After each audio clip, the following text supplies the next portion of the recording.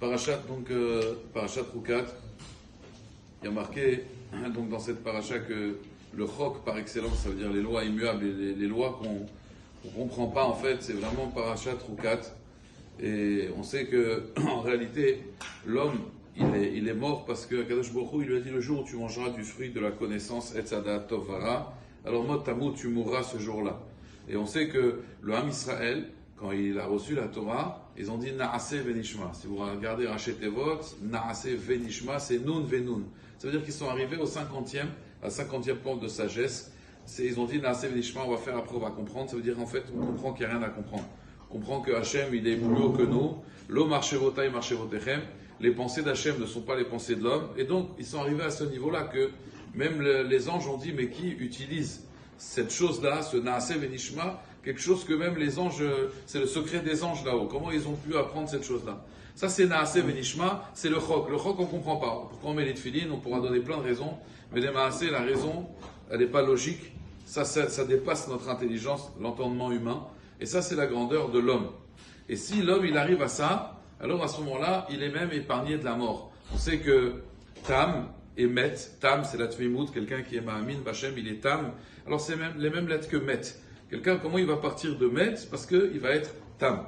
Et donc, le Ham Israël, au moment de Matan Torah, ils sont arrivés au niveau d'Adam Arishon avant la faute, c'est-à-dire qu'ils ne devaient pas mourir. Malheureusement, Achen ke ben Adam Tamutoun, pourquoi ils vont mourir? Parce qu'ils ont fait la faute du Egen, Azahav, du Vaudor. Ils ont voulu comprendre, ils ont perdu leur Emouna. Maintenant, Rabotai, quelqu'un qui a l'impureté de la mort, il doit prendre une vache et la brûler. Et regardez bien, Para Hadouma. Hadouma, c'est écrit sans vav. Para Hadouma, en fait, c'est Para Hadouma. Hadouma, c'est en fait, c'est Adam. C'est Rachet Tevot, c'est les mêmes lettres, pardon. C'est les mêmes lettres.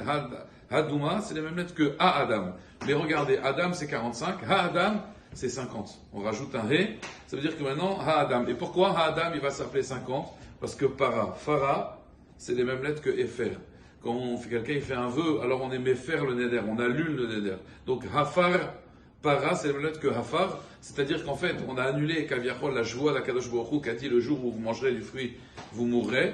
Quand on prend Paradouma, alors Bémet, on arrive à ce niveau-là. Maintenant, il faut savoir que Moshe Rabbeinu, lui, il a compris le secret de la Paradouma, et d'ailleurs, il dit le Zohar, c'est marqué il y a marqué Me'afar, vous prendrez Me'afar de sa cendre, Me'afar, vous avez un même, Serefat, vous avez le Shin, Ahatat, vous avez le He. Donc Rachet Tevot, Moshe.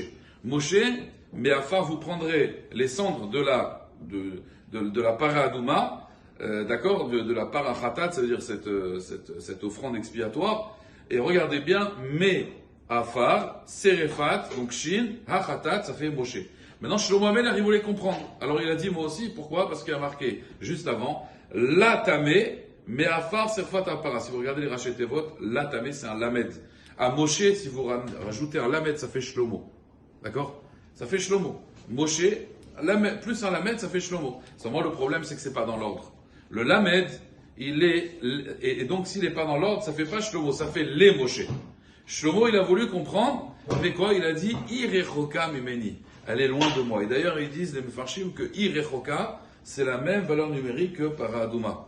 La Paradouma, Hirechoka, c'est la même valeur numérique. Ça veut dire qu'en réalité, il faut savoir qu'il y a des choses que dans ce monde, on ne pourra pas comprendre. À part si on arrive à un niveau de quoi? De Naase Venishma. Si quelqu'un, il va avoir une fois une chance de comprendre la Torah, pourquoi Shlomo, l'homme le plus intelligent du monde, il n'a pas réussi à comprendre? Parce que Shlomo, dans son nom, la différence avec Moshe, il a un Lamed.